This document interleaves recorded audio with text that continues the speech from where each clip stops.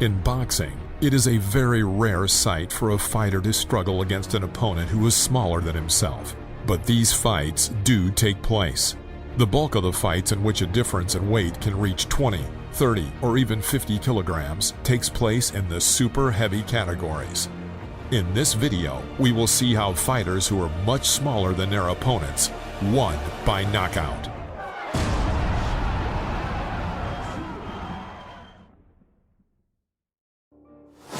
In September 2011, a duel took place between the 38-year-old Colombian Epifanio Mendoza, who gained some fame thanks to his many fights, and the 23-year-old Puerto Rican Carlos Negron, who was undefeated before this fight.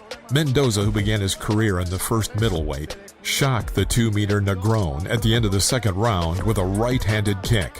For a minute break, the Puerto Rican was unable to come to his senses. En el asalto, así que no puede descuidarse porque esos volados de derecha. Dice que quiere pelear, pero está en malas condiciones, innecesario. Ahí está tratando de sacar cría, agarrándose, pero luce mal, muy mal. Le va a dar otra oportunidad, queda un minuto todavía. Ahí está cogiendo. In the third round, he was knocked down twice. The referee finally stopped the match, fixing a victory for Mendoza. Terminar la pelea, una victoria sorprendente para Epifanio Mendoza, aquellos que... On August 7th, 1982 in Philadelphia, light heavyweight world champion Dwight Muhammad Qawi met Matthew Saad Muhammad for the second time.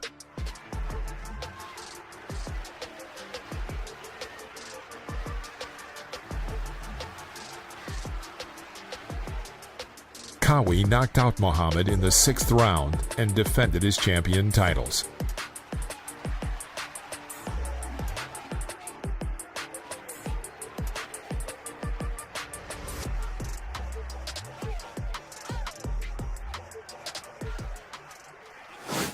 In April 2004, Lemon Brewster entered the ring against former WBO world champion Ukrainian Klitschko in a duel for the vacant world title. Fight. I expect a championship effort. Let's do it. Klitschko easily won the first 4 rounds. In the 4th round, with a deuce, he sent Brewster to a knockdown. But the smaller fighter did not give up and got to his feet. Straight right hand by Vladimir Klitschko. There's another one. Here comes a knockdown. There's another one. In the 5th round, Klitschko suddenly began to lose strength. Brewster sensed this and began to beat him. Toward the end of the round, the referee went against the rules and counted a standing knockdown against the Ukrainian. Is that a standing 8 count? Yes, Klitschko is dead. He's tired. He has no punch of power. His hands are gone. He does not know how to fight like this. This is one of his big things. He can't fight this type of fight. Nevertheless, Klitschko held out until the gong and then collapsed on the floor in exhaustion. The referee stopped the fight. It's not a knockdown. It happened after the bell. Takes a look at Vladimir Klitschko and decides he can't continue and stops the fight. And that may be... In July 2012, Briton Derry Matthews challenged Welshman Gavin Rees to a rematch to decide which of them was the better fighter. Their first fight had ended in a draw. Right hand, slightly back of the head. Could take him out here. Howard Foster having a look. And the bounce. Gavin Rees fired off a direct hit from the right, sending his opponent to the floor. The referee stopped the fight. He's ankle straight on the ropes. I'm not sure he's going to make the count. Derry Matthews was so brave, so valiant, but Gavin Rees retains his European title. And gentlemen, March 1996, Mike Tyson versus Frank Bruno II. Bruno, at the time, had been a professional boxer for over 13 years. He was a former European heavyweight champion and had received several shots at the world heavyweight title over the course of his career. It's the Bruno. Let's get it on. And this is what Bruno expected. He said he's not looking for the Tyson who fought McGillian Mathis. There's a combination uppercut by Tyson. Tyson laying it on, pouring it on. Down goes Bruno into the ropes. And On February 20th, 1993, at Estadio Azteca, Mexico, longtime WBC light middleweight champion Terry Norris from Lubbock, Texas, defended his title against former WBC welterweight champion Maurice Blocker from Washington. In the first round, Terry sent his opponent to the floor of the ring with a powerful left hook. What a thump as Blocker hits the canvas. Maurice got to his feet and wanted to continue the fight. With difficulty, Maurice reached the end of the first round. He's just trying to stay up. Oh, down he goes again. 3. Forward your hand. And he wants to tell Mexico he's ready for Chavez. Oh, there it goes, there it goes. In the second round, Terry continued to beat on his opponent, and the referee had to stop the fight. Right there. That's right, Richard Steele. That's right. Good decision by Richard Steele. It was the only decision to make. No contest. May 2016.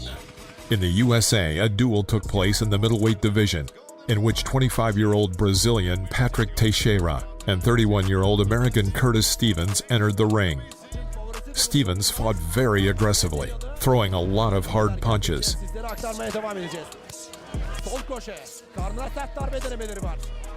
And in the second round delivered a powerful blow, knocking Teixeira to the floor of the ring.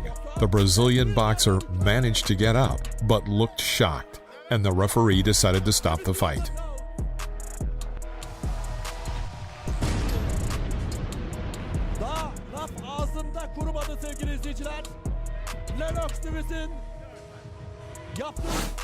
April 12, 1997, a duel took place between the king of four-round bouts, Eric Esch, better known as Butterbean, and Ed White.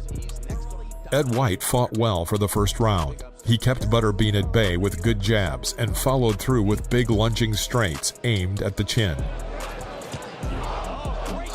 But at the beginning of the second round, Butterbean did not give his opponent a chance and knocked him out.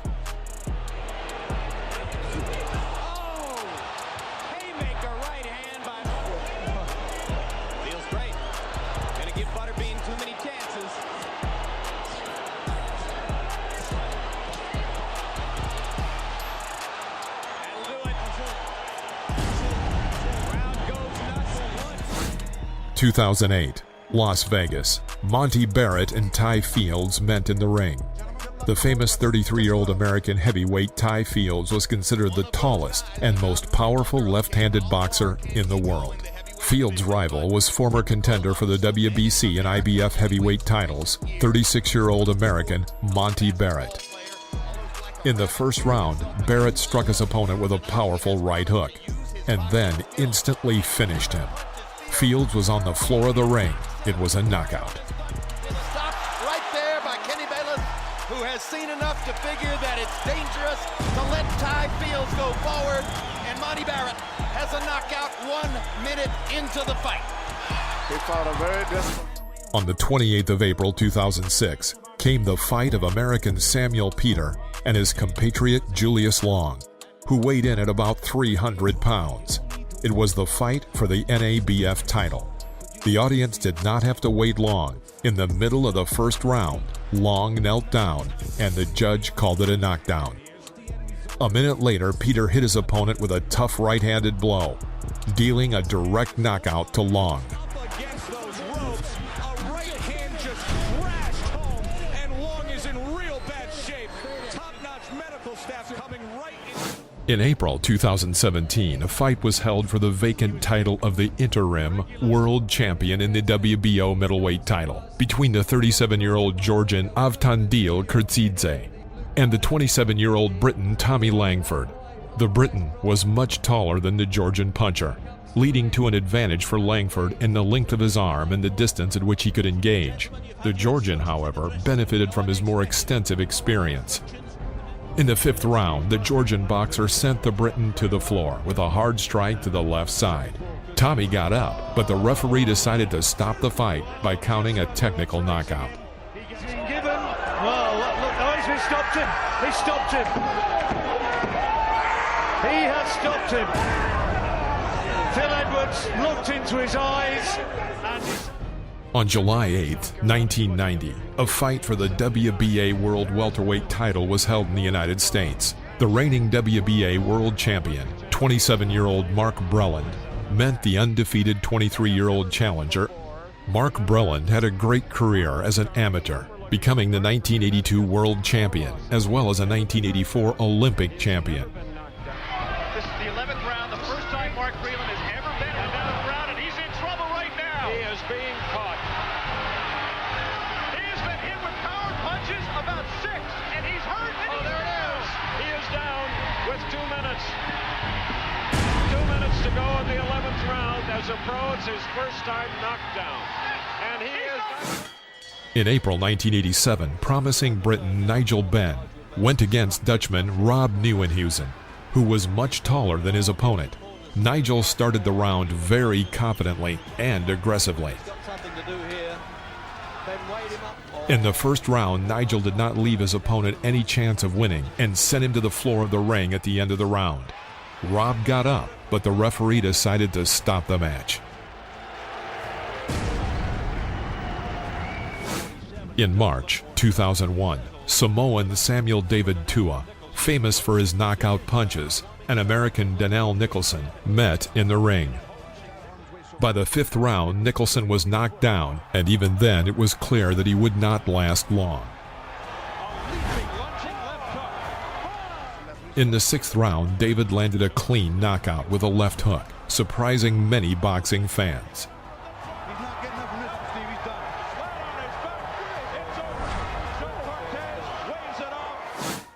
August 14, 2015, in Melbourne. The holder of the WBC and WBA heavyweight titles, Australian Lucas Brown, met with the American Julius Long, who is 7 feet tall. For a long time, Brown struggled to get close to his taller opponent. It was only in the 8th round that he managed to send a tired Long to a knockdown. Punching it well, and down he goes. Finally, 1 second before the end of the 9th round, he landed a knockout. Right on the bell, and he won't be getting up from that one. He said no count, he's out, he's gone. In October 1987, a fight between 2 undefeated boxers took place. The absolute world heavyweight champion Mike Tyson versus Olympic champion Tyrell Biggs, who had defeated Lennox Lewis and Mike Tyson once before in 1984 quarterfinals. This fight against Tyrell Biggs was Tyson's dream come true in 1987. Mike wanted to prove to everyone that he too could represent America at the Olympics and decided to punish Tyrell Biggs. Biggs hoped to beat Tyson with his quick movements and jabs, but Tyson blocked every attempt. And working a jab like Kevin Rooney stated. In the 7th round, Mike struck with a left hook, and Biggs fell to the canvas. After continuing the fight, Mike attacked his opponent and left him no chance. He has no legs at all. And 10 seconds to go in a round. There's a left hand. He's down again. It's over. Immediately after, Tyson said, "I could have beat Tyrell Biggs in the 3rd round, but I wanted him to remember my blow, and this night for a long time." Starts to hang on to Tyson. Yeah, we have to say it's what broke him down. Was it just constantly the pressure? body punches? When I was hitting him with body punches, and I heard him, actually he was crying in there, making woman gestures like, I can't find it, but I knew that he was breaking down soon. You're saying that Biggs was crying when you hit him? Yes. When did that happen? And perhaps the 4th round on. In November 1970, a fight took place between Joe Frazier, who at the time held the title of Absolute World Heavyweight Champion, and Absolute World Light Heavyweight Champion Bob Foster. By the 2nd round, Frazier had knocked out his opponent. Hit with a paralyzing, champion Joe Frazier moves in to finish it. Paralyzing punches by champion Joe Frazier. A dynamite left hook and Bob Foster. In May 2000, champion Roy Jones Jr. entered the ring against Richard Hall. It was one of Jones's most controversial fights. He twice knocked the enemy down.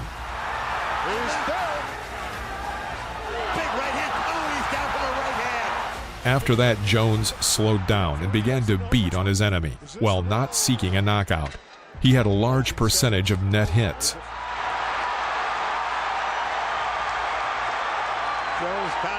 In the 11th round, the battle reached its climax. Roy carried out several successful attacks.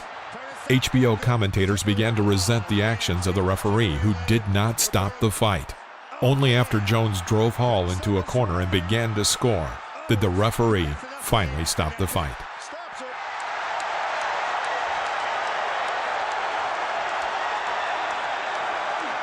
Ladies and gentlemen, Richard Hall has taken a tremendous beating. On July 4th, 1919, at the Bayview Park Arena, Toledo, Ohio, the world heavyweight title fight between Jack Dempsey and Jess Willard took place. In those days, fighters fought with 5-ounce gloves, which only barely performed their function. It would not be a stretch to say that these fights were almost with bare fists. For Willard, this fight was only his second defense of the championship belt, and he believed that his advantage of 26 kilograms would be very significant. Indeed, when comparing the two fighters, the champion looked like a giant who would now crush his opponent without even noticing him. But everything turned out quite the opposite. In the first minute of the first round, Dempsey circled around his opponent and did not really rush forward. Dempsey was famous for his powerful left hook, which to this day is called the greatest in boxing history. And it was this hit that brought Jess to the canvas. He rose, and Jack immediately rushed to finish him off.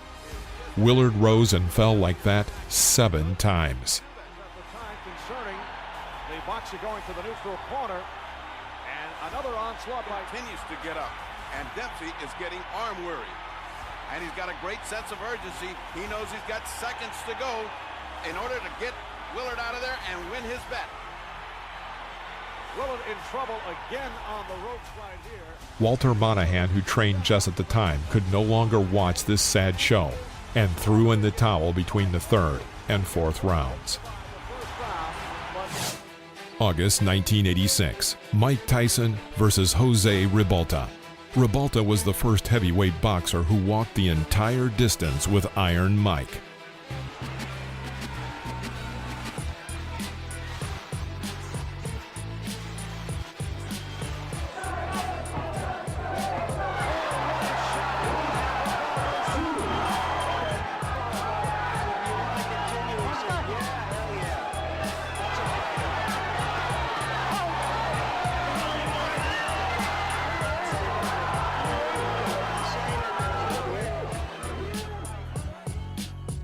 That's all for now, friends. If you like this video, please press the like button and subscribe to the channel so you won't miss any interesting videos. See you again.